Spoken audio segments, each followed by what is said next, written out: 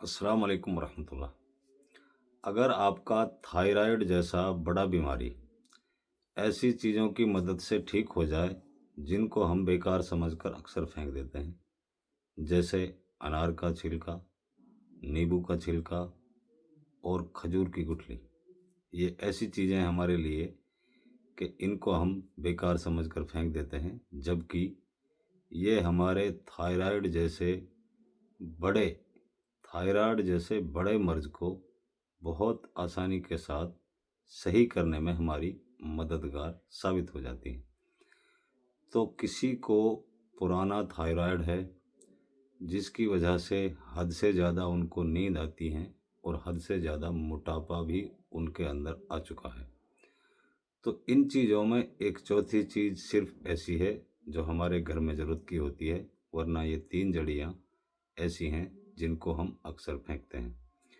तो इनको आपने थायराइड को ठीक करने के लिए, यानी थायराइड की टेबलेट आप लंबे समय से खाते हों और आपको सलाह दी गई हो कि आपको ये पूरी ज़िंदगी खानी पड़ेंगी, तो हम आपको इस नुस्खे को बताते हैं। आप इसे आजमाएं, इंशाल्लाह आपकी टेबलेट वगैरह छूट जाएंगी और आपका थायराइड लेवल भी किसी हद तक कंट्रोल हो जाएगा और आप आगे से इंशाल्लाह इस सोच के और इस ज़हनियत के शिकार नहीं रहेंगे कि आपकी बीमारी आपके जिस्म से जाने वाली नहीं है। तो इसको आप बनाने का तरीका समझकर इसको इस्तेमाल करना शुरू करें। इंशाअल्लाह आपका थायराइड और थायराइड की वजह से जितने भी जिस्मानी कमज़ोरियाँ आपकी बॉडी के अंदर वीकनेस लेवल डाउन हुआ है, उस वीकनेस को भी आप इस नुस्खे की मदद से पूरे तरीके से ठीक कर सकते हैं। वो भी चंद दिनों के अंदर। चंद दिनों का मतलब है 30 से 40 दिन के अंदर। तो आपको करना क्या है, आपको अनार का छिलका 100 ग्राम लेना है, सिर्फ छिलके का इस्तेमाल करना है, सूखा हुआ छिलका। 50 ग्राम आपको नींबू का छिलका लेना है। 100 ग्राम आपको इसमें खजूर की गुठलियाँ लेनी हैं, जिनको हम खजूर का छिलका लेकर फेंक देते हैं। तो इसके अंदर चौथी चीज़ आपने 100 ग्राम अजवाइन का ऐड करना है। तो अजवाइन को आप हल्का सा रोस्ट कर लें। तो इन चारों चीज़ों को आप बारीक पीस कर इसका एक पाउडर बनाएं और पाउडर बनाने के बाद में चारों चीज़ों को अलग अलग पीस कर पाउडर बनाएं। जब पाउडर सबका बन जाए तो इन सबको इकट्ठा कर लें, एक साथ मिक्स कर लें। मिक्स करने के बाद में अब आप इसका इस्तेमाल शुरू कर सकते हैं। तो इसका तरीका थायराइड वालों के लिए सबसे बेहतर क्या साबित होगा कि सुबह खाली पेट इसका 1 चम्मच इस्तेमाल किया जाए और लेते समय ख्याल रखें कि हल्का सा गर्म पानी या आप इसे गर्म दूध से भी इस्तेमाल कर सकते हैं। 1 से 1.5 घंटे तक आप ख्याल रखें कि कुछ भी खाना पीना ना करें। ये खुराक सुबह खाली पेट लें।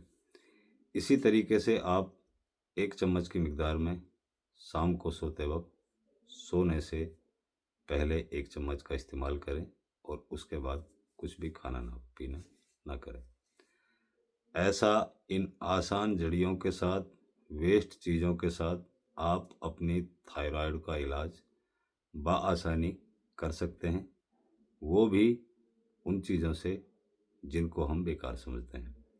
तो मैं आप सभी से इल्तिजा करता हूँ, ज़्यादा उम्र के चलते किसी हद तक वीकनेस हो गई, यहाँ तक कि मैं मर्द हजरात के लिए कहता हूँ कि काफ़ी थायराइड के चलते आपको बॉडी में इतना वीकनेस बन चुका कि आप अपने आप को धीरे धीरे एक कमज़ोर इंसान यानी कमज़ोर मर्द भी समझने लगे हैं। तो इस नुस्खे की मदद से आपके जिस्म के अंदर एक ऐसी फौलादी ताकत महसूस होगी कि आप तसव्वुर भी नहीं कर सकते। तो ये वो आसान चीज़ें हैं जो आपको आसानी के साथ हर जगह मिलने वाली हैं, लेकिन इसकी खूबियाँ जब आप इस्तेमाल करेंगे तो खुद ब खुद महसूस करेंगे। तो थायराइड को लेकर के कोई भी आदमी इतना चिंतित ना रहे कि ये एक ऐसी बीमारी है जो हमारी बॉडी से दूर जाने वाली नहीं है। बल्कि मैं ये आपसे इल्तिजा करता हूँ कि इस नुस्खे को आप बनाएं, बना करके आप इसको इस्तेमाल करें। पहले आप हमारे कहने से इसको 10 से 15 दिन इस्तेमाल करें। जब 10-15 दिन आपको यूज करते हो जाएं, तो आप खुद अपने आप से क्या फीलिंग देखते हैं, क्या महसूस करते हैं, ये खुद से आप समझ जाएंगे। और 10-15 दिन यूज करने के बाद में फिर मैं आपको कहता हूँ कि तकरीबन आप इसको नहीं भुला पाएंगे और इस नुस्खे को अपने आप से जोड़ लेंगे।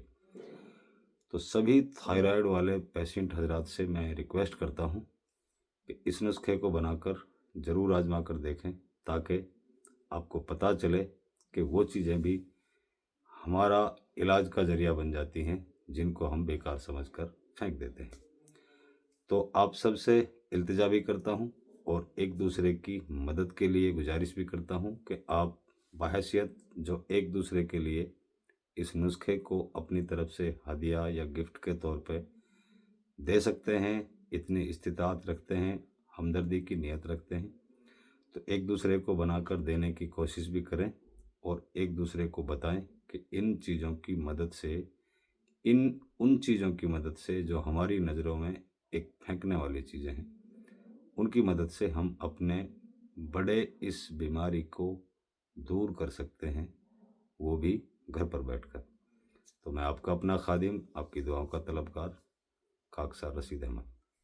अस्सलाम वालेकुम व रहमतुल्लाहि।